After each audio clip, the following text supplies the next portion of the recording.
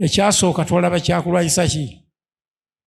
Gamba neerabidde wangi kyali musaayi gwa Yesu. Oli okikozesezzaako omusaayi gwa Yesu oyo nekikola? Very good. Ekiddako kyali ki? Emmere ya lumonde.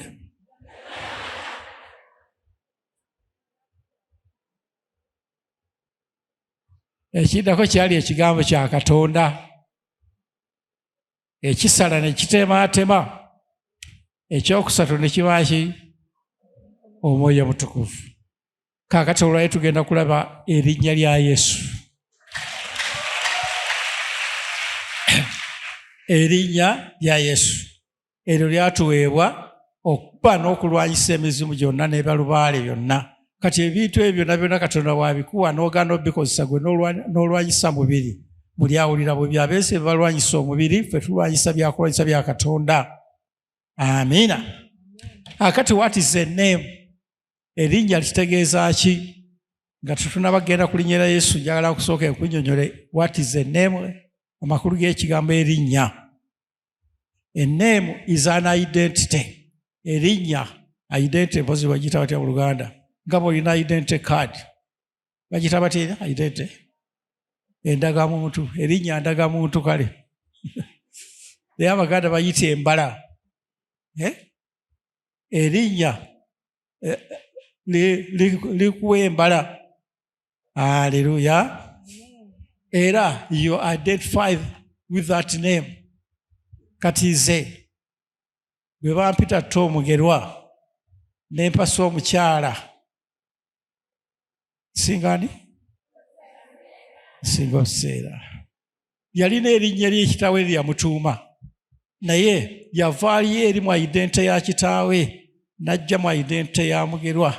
Kati he has to identify with me. Alina okufuna embala yange, identity yange.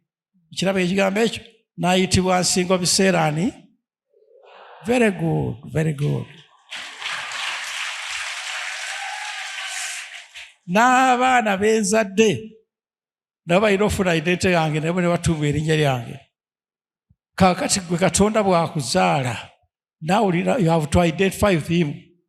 Olina okumufaanana n'ofuna erinnya lye. Amiina. Kubira mu ngalo Katonda waffe.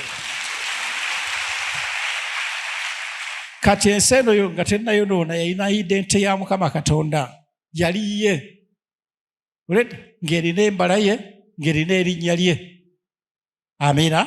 Era bw'olaba mu kitabo ky'Abaefeso, Ephesians, essula ey'okusatu, mu 14. Ephesians chapter 3 verse 14. Abefeso essula 3 olunyiriri olw'14. Kyenva nfukaamirira Kitaffe, buli kika eky'omu ggulu n'eky'oku nsi kwe kijja erinnya. Buli kika eky'omu ggulu n'eky'oku nsi kwe lijja erinnya. Byonna eby'oku nsi n'eby'omu ggulu byonna byalina identity ya Mukama Katonda, embala ya Mukama Katonda, byonna. Era Katonda bwe yamala bitonda n'agamba Adamu atandika obituuma amannya ku lulwe agalina identity ya Katonda. Amiina. Ojja kitegeera bulungi. Mu Lubereberye 2:19. Olubereberye essula 2 olunyiriri olw'19. Genesis chapter 2 verse 19. Mukama Katonda n'akola n'ettaka buli nsolo ey'omu nsiko na buli ekibuuka waggulu n'abireetera omuntu okulaba bw'anaabiyita. Mulabi bwe yamala okukola ebisolo byonna n'emiti na biki, n'agamba Adamu, tuuma ebintu ebyo amannya aga-identifyinga nange. Kati ebintu byonna byonna nga birina identity ya Mukama Katonda, birina embala ya Mukama Katonda, erinnya lya Mukama Katonda. Kati Sitaani bwe yatekinga over, bwe yatwala ensi eno n'agyeddiza ng'agijja ku Adamu, n'atandika okutuuma ebintu byonna n'abikyusa n'abissa mu identity ye, mu mbala ye. Ensozi n'azituuma amannya ge. Kati n'olaba ng'ebyo. Naye Sitaani yakozesanga bantu ne batuuma ngeze munyenye mu bbanga z'owulira mu maazi yali lubaale w'Abaruumi, ne batuuma emunyenye mu maazi. Jupiter byonna byonna byali lubaale. Haleluya. Kati n'ensozi zonna batandika zituuma amenye kati ng'olusozi olwo Namirembe lwatulagako Omusambwa Namirembe. Mukama yeebazibwe. Nga gwe gufugira okwo n'olusozi olutuumibwa erinnya eryo. Omusambwa najja nankumbi kati egyo emizimu gyonna ne gyeddisa ebyalo. Kati ze babuulire twagenda e Masaka eyo ekyalo sijja kibabuulira. Kiri ku mwalo eyo Masaka. Akati ekyalo ekyo nga kifugibwa Omusambwa bakuyita Ddimo. Ekyalo nakyo ne bakituma erinnya eryo. Haleluya. Kakati omwalo gulinga guliko vulugu mungi bwezi bikigasya nga yamaamidde. Era nga waliyo akakanisa ke twasangayo kalimu abantu nga 12. Muliwo obukadde 3 n'obwana obutunda empuuta. Waawo. Teri alokoka. Abantu bagendangayo okubuulira enjiri nga waapi. Kakati naffe ne twesitula ne tugenda. Naye nga tetumanyina tetukimanyi. Ne tugenda tandika okubuulira enjiri. Naye nga tali n'omu alokoka. Ze banvubanga vumi. Muzeeyi, anti wamala kukola ki? Wamala kubba n'olokoka. Naffe tulinde tumale okubba tugaggawale. Haleluya. Ennaku 3 ze sikirabangako mwana wange okubuulira enjiri ennaku 3 nga tewali wadde n'omu alokoka. Wabula bwensi kwetunda byebiri eri. Amina. Kati twali lunaku olwokusatu twebase mu kanisa zino ez'ebisubi ez'ebisanja. Kanisa gye twasangayo nga twebase twali abantu 16. Kati waliwo omuwala omu yali asigadde atunula ffe twebase tufuluuta. Kati Omusambwa ogwakula ne gwera ne guyingira. Nga muwanvu omuwala oli yatugamba olwayingira bweru ne gusiteeka ekigere mu kanisa. Nga buwanvu gulina amaaso mawanvu amannyo ng'ag'embwa. N'omukira gw'ekyennyanja.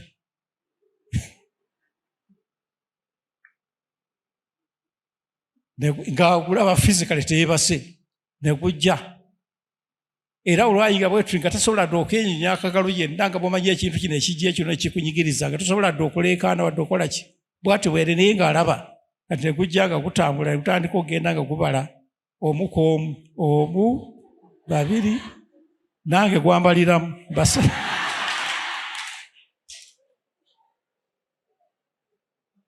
Ne gubala 2, 3, 4 nga kugenda kubala. Paka lwe gwasema ne gulyoka gwa bano nno be balwanyi abaze okulwana bano.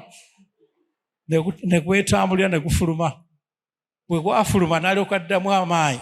N'alyoka atuzuka ne mugolokoke Omusambwa gubadde wano.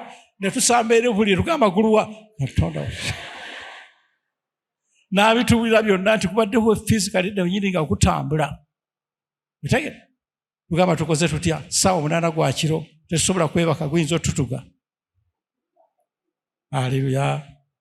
Ne tudduka ekiro mayiro n'abe tugende w'Omusumba. Omusumba n'atugamba nti mubuulire enjiri yammwe muve ku Musambwa mujja kufiira bwereere. Ffe twaguvaako natubulira njiri ya Katonda okujja battira bwereere. Ogwo omusajja waliwo abaali bagwerijjako olwaddayo baafuna accident ne bafa. Muguveeko ne bagamba tujja kuguvaako. Ne mbuuza bakusamirirawa. Waliwo ekibira awo ku nnyanja. Wansi w'ekibira eyo wali empuku gye bagusamirira. Amene wali Omusambwa. Oyo omuvubuka twagenda tubulira enjiri agusamirira. Mwana muto yali nga wa S2. Myaka 18. Naye yatugamba nti siyinza kulokoka Omusambwa gwansuula eddalu. Nali nsoma ne kugamba yitawo genda osamire bw'ogaana nja kusuula eddalu. Ne ŋŋaana ne kunsuula eddalu. Ne bandeeta nga ngudde eddalu samira Omusambwa. Bamugye eno bwayise. Njagala nkulage gwe abadde ajeemera Katonda. Katonda tumujeemera naye Musambwa togujeemera.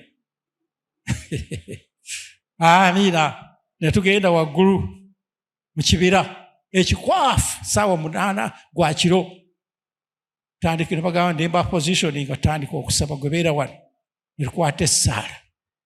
Twali tukyakutte essaala oba akakola ke kaava ku muti ne kagwa ku mugongo n'agamba guguno. Ate ne tupaaluuka.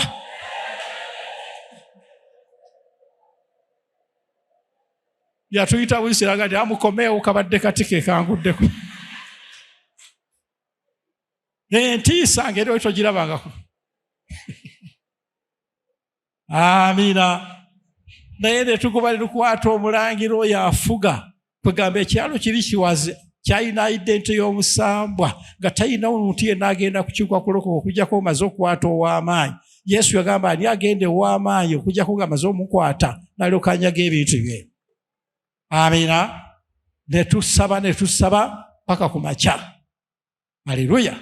Naye njagala kutegeeza Mukama alina amaanyi ng'olina knowledge. Ne tutandika okubuulira enjiri. Naye ng'abantu bajja bokka ne gw'otobulidde enjiri nga gye bannange njagala okukola nange erina ebizibu. Olunaku lumu ne balokoka abantu 300. Amiina. Kubanga twakwata omulangira n'idente ye eyali asimbye ku kyalo ne tugimenyaamenya n'evaawo. Ne tuteekawo idente ya Mukama Katonda. Kubira mu ngalo ekigambo ekyo mwana wange. Kakati no devil bw'atyo bwe yakola n'atandika okutuuma ebintu, ensozi n'azituma amannya ge, abantu n'abatuma amannya ge. Waliwo abantu abamu bayituma amannya g'abalubaale. Balubaale Bamukasa, balubaale Kiwanuka, balubaale ani, bonna ne beetuma amannya ago. Ate abazadde be babatuuma. Mukama yeebazibwe. Kakati nno ye Sitaani buli kaseera ng'anoonya engeri gy'anaasobola okutuumamu abantu